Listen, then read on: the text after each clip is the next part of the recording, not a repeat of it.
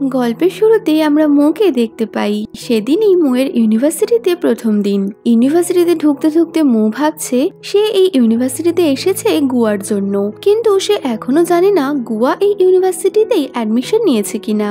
গুয়া high school থেকেই মুয়ের crush, কিন্তু মু কখনোই গুয়াকে নিজের মনের কথা বলতে পারেনি।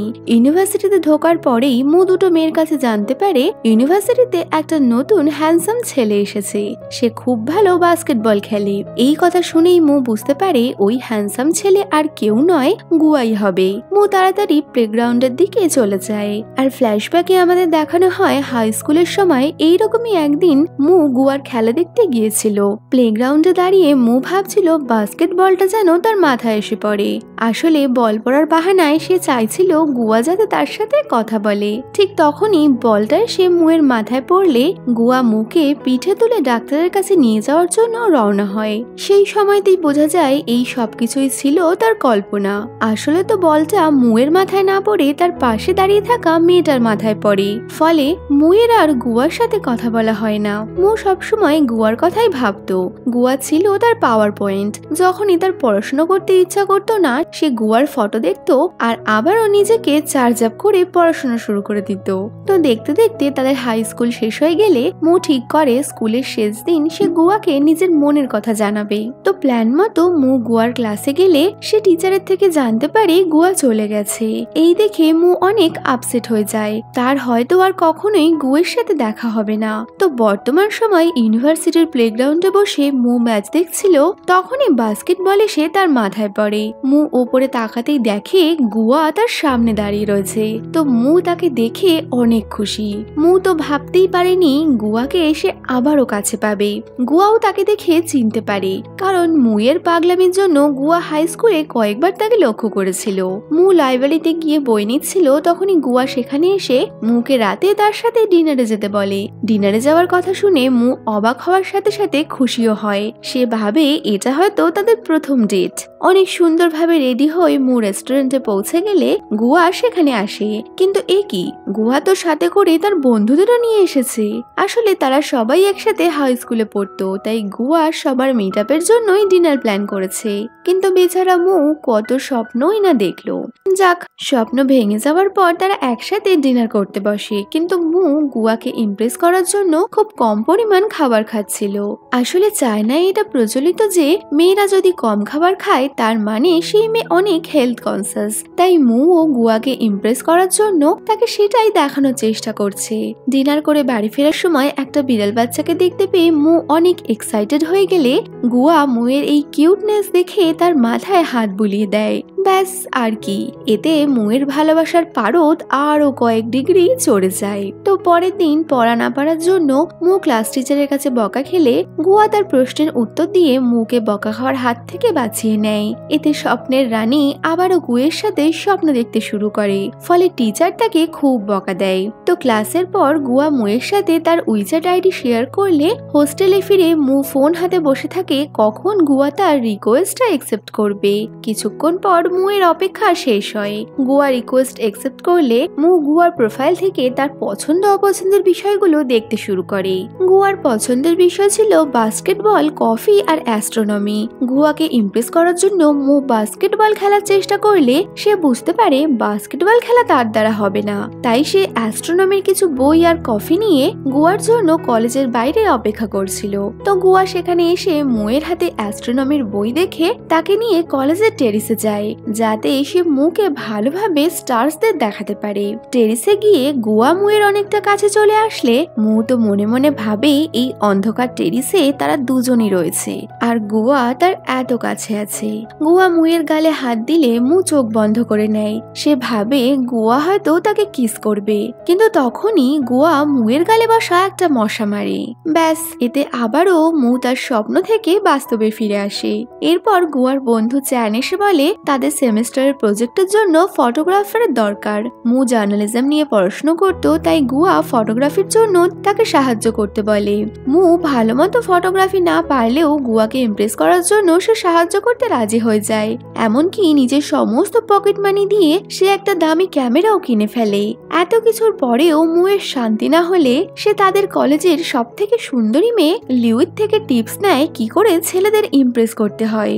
মু গুয়াকে ফটোগ্রাফি প্রজেক্টে সাহায্য করলে গুয়া সবাইকে নিয়ে ডিনারে যায়। সেখানে মু ইচ্ছে করেই বেশি করে ড্রিঙ্ক করতে শুরু করে যাতে গুয়া তার কেয়ার করে। মুকে এত ড্রিঙ্ক করতে দেখে গুয়া রেগে গিয়ে তাকে ড্রিঙ্ক করা থেকে আটকায়। মু তো মনে মনে অনেক খুশি, কারণ সে তো এটাই চাইছিল। তো অনেক রাত হয়ে যাওয়ায় গুয়া মুকে হোস্টেলে পৌঁছাতে যায়, কিন্তু হোস্টেলের দরজা বন্ধ হয়ে গেলে মু বেশ খুশি। সে আবারও ভাবে এবার গুয়াকে সারা রাত তার সাথেই থাকতে হবে। কিন্তু বেচারা মুয়ের ভাগ্য তো এত ভালো নয়, কারণ ঠিক তখনই হোস্টেলের ম্যাডাম মুয়ের জন্য হোস্টেলের দরজা খুলে দেয় আর মু মন খারাপ করে ভেতরে চলে যায়। হোস্টেলে এসে মু জানতে পারে লিউ গুয়াকে পছন্দ করে, আর সেই দিনই কোনো কারণে লিউ আর গুয়া দেখা করবে। লিউ হোস্টেল থেকে বেরিয়ে গেলে মু তাকে ফলো করতে শুরু করে। মু তাদের পেছন পেছন ক্যান্টিনে গিয়ে পৌঁছায় আর ফোনের ফ্রন্ট ক্যামেরা অন করে সে তাদের দেখছিল। তখনই চ্যান মুকে তাদের ফলো করতে দেখে নেয়। চ্যান ও মুয়ের সাথে এই কাজে লেগে পড়ে, কারণ সে লিউকে পছন্দ করত। এরপর তারা লাইব্রেরিতে গেলে চ্যান পিছন থেকে তাদের ফটো তুলছিল, কিন্তু লিউ তাকে ফটো তুলতে দেখে ফেললে চ্যান পালিয়ে যায়। আর মু বুক সেলফের মধ্যে মুখ লুকালেও গুয়া তাকে ধরে নেয়। গুয়া মুয়ের টুপি ধরে তাকে পানিশমেন্ট দিতে নিয়ে যায়, যদিও সে মুয়ের কিউট ফেস দেখে তাকে কোনো পানিশমেন্ট দিতে পারে না। উল্টে এসে তাকে নিয়ে পেট শপে যায়, যেখানে আগের দিন তারা বিড়াল ছানাটাকে দেখেছিল। তো কিছুদিনের মধ্যেই ইউনিভার্সিটিতে একটা ডান্স কম্পিটিশন হওয়ার কথা ছিল। তো মু সাহস করে গুয়াকে তার ডান্স পার্টনার হওয়ার কথা বললে গুয়া প্রথমে না বললেও পরে বলে সময় মতো মু যেন প্রোগ্রামে চলে আসে, না হলে সে অন্য কাউকে পার্টনার বানিয়ে নেবে। এবার গুয়ের সাথে ডান্সের সুযোগ মু তো কোনো মতেই মিস করবে না, তাই সে আগে থেকেই প্রোগ্রামের জন্য প্রিপারেশন নিতে শুরু করে। নিজের টেডি বিয়ারের সাথে ডান্স প্র্যাকটিস করা, ওয়েট লসের জন্য সকালে জগিং করা, কোনোটাই সে বাদ দেয় না। এরপর তাদের ডান্স কম্পিটিশনের দিন মু খুব এক্সাইটমেন্টের সাথে রেডি হয়ে হোস্টেল থেকে বেরোতেই যাবে, তখনই কলেজের লাইব্রেরি থেকে তার নেয়া অ্যাস্ট্রোনমি সেই বই ফেরত চাওয়া হয়। মু সারা ঘরে সেই বইয়ের খোঁজাখুঁজি করলেও সে কোথাও বইটা পায় না, আর সেদিনই বই ফেরত না দিতে পারলে পরীক্ষায় তার মার্কস কমে যাবে। মুয়ের মনে পড়ে সেদিন রাতে গুয়ার সাথে কথা বলার পর বইটা সে টেরিসাই রেখে এসেছিল। মু তাড়াতাড়ি বই আনতে টেরিসে গেলে সিকিউরিটি গার্ড তাকে খেয়াল না করেই দরজা লক করে দেয়। মু চিৎকার করে সিকিউরিটি গার্ডকে ডাকলেও কেউ তার চিৎকার শুনতে পায় না। মু গুয়াকে ফোন করে, কিন্তু গুয়াও কম্পিটিশনের কাজে ব্যস্ত থাকায় সে ফোন ধরতে পারে না। মু মন খারাপ করে টেরিসেই বসে থাকে। কম্পিটিশনের সময় পেরিয়ে যাওয়ায় তার গুয়ার সাথে ডান্স করা আর হলো না। কিছুক্ষণ পর গুয়া মুয়ের মেসেজ দেখে টেরিসে আসে। গুয়াকে সেখানে দেখে মুয়ের অনেক ভালো লাগছিল। মুয়ের মন খারাপ দেখে টেরিসের ওপরেই গুয়া মুয়ের সাথে ডান্স করে। গুয়া মুকে বলে, তুমি আমার খুব ভালো বন্ধু। বন্ধু কথাটা শুনে মুয়ের একদমই ভালো লাগে না, সে তখনই সেখান থেকে চলে যায়। পরের দিন ইউনিভার্সিটিতে গিয়ে মু গুয়াকে এড়িয়ে যেতে থাকে, কিন্তু গুয়া খুব সহজেই মুকে নিজের কথার জালে ফাঁসিয়ে নেয়। গুয়া মুকে ফটোগ্রাফির জন্য নিয়ে যায়। তো অনেকক্ষণ ঘোরাঘুরির পর তারা ক্লান্ত হয়ে বিশ্রাম নিচ্ছিল, তখনই মু তার ব্যাগ থেকে অনেক খাবার বের করে গুয়াকে দেয়। গুয়া একটা বিস্কুট মুখে নিয়ে মুয়ের দিকে তাকালে মু গুয়ার মুখ থেকে বিস্কুটটা খেতে যায়, কিন্তু গুয়া অবাক হয়ে বলে, তুমি এটা কি করছো? বিষয়টা মুয়ের কাছে অনেক এম্বারেসিং হয়ে যায়। এর মধ্যে বৃষ্টি নামলে তারা দুজনে পাশেই একটা বাড়ির নিচে দাঁড়ায়। গুয়া তার জ্যাকেটটা খুলে মুকে জড়িয়ে দেয়। মু মনে মনে প্রে করে বৃষ্টি যেন কোনো মতেই বন্ধ না হয়, কারণ সে এইভাবেই গুয়ার সাথে সময় কাটাতে চায়। কিন্তু তখনই বৃষ্টি থেমে গেলে আবারও মুয়ের সব আশায় জল পড়ে। এরপর গুয়া আর মু তাদের এক সিনিয়রের কথায় রোমান্টিক শর্ট ফিল্মের শুট করতে চায়। মুয়ের তো রোমান্টিক সিনের শুট করতে অনেক লজ্জা লাগছিল, কিন্তু গুয়া শুটিং এর সময় তাকে অনেক সাহায্য করে। শুটিং এর জন্য একসাথে সময় কাটিয়ে তাদের অনেক আনন্দ হয়। শুটিং চলাকালীন লিউ সেখানে এলে সেও গুয়ার সাথে শুটিং করতে চায়, কিন্তু গুয়া লিউয়ের সাথে শুটিং করতে না চাইলে সে শুটিং ছেড়ে চলে যেতে লাগে। এই দেখে তাদের সিনিয়র তাড়াতাড়ি শুটিং এর কাজ শুরু করে। শুটিং এর লাস্ট কিসিং সিন সিনে গুয়া মুয়ের কাছাকাছি আসলে মু চোখ বন্ধ করে তাকে কিস করতে যায়। তখনই সিনিয়র কাট বললে গুয়া মুয়ের চোখ বন্ধ করা নিয়ে মজা ওড়ায়। মু গুয়াকে এক টানে নিজের কাছে এনে বলে, আমি তোমাকে অন্য কারোর সাথে ভাগ করতে পারবো না। এই শুনে গুয়া মুয়ের দিকে তাকিয়ে থাকে। এরপর গুয়া, মু, চ্যান আর লিউ একসাথে পিকনিকে গেলে মু আর গুয়া খাবার আনতে যাচ্ছিল। তখনই মুয়ের বাইসাইকেলের সাথে অ্যাক্সিডেন্ট হতে গেলে গুয়া তাকে সামলে নেয়। পিকনিকে লাঞ্চ করতে বসে চ্যান মুখ ফুসকে বলে ফেলে আগের দিন সে মুয়ের সাথে লাঞ্চ করেছে। চ্যান আর মু একসাথে লাঞ্চ করেছে এটা শুনে গুয়া রেগে যায়। কথা ঘোরানোর জন্য মু আর চ্যান ঘুড়ি ওড়ানো শুরু করলে চ্যানের হাত কেটে যায়। মু চ্যানের হাতে ব্যান্ডেজ লাগায়, যেটা দেখে গুয়া রেগে গিয়ে লিউকে নিয়ে সেখান থেকে চলে যায়। এবার গুয়া আর লিউকে একসাথে দেখে চ্যান আর মুয়ের অনেক হিংসে হয়। গাছের আড়াল থেকে তারা দুজনকে ফলো করে। মুয়ের তো অনেক রাগ হচ্ছিল, কিন্তু ওই মু গুয়াকে অনেক ভালোবাসে, তাই সে গুয়ার উপর বেশি রাগ করে থাকতে পারে না। পরের দিন ইউনিভার্সিটিতে এসে সে গুয়ার সাথে কথা বলতে গেলে গুয়ার রাগ তখনও কমেনি, তাই সে মুকে এড়িয়ে যায়। মু তাকে লাঞ্চে যেতে বললে গুয়া লিউয়ের সাথে লাঞ্চে চলে যায়। এই দেখে মু অনেক কষ্ট পেয়ে একা একা বৃষ্টির মধ্যে দাঁড়িয়ে কাঁদতে থাকে।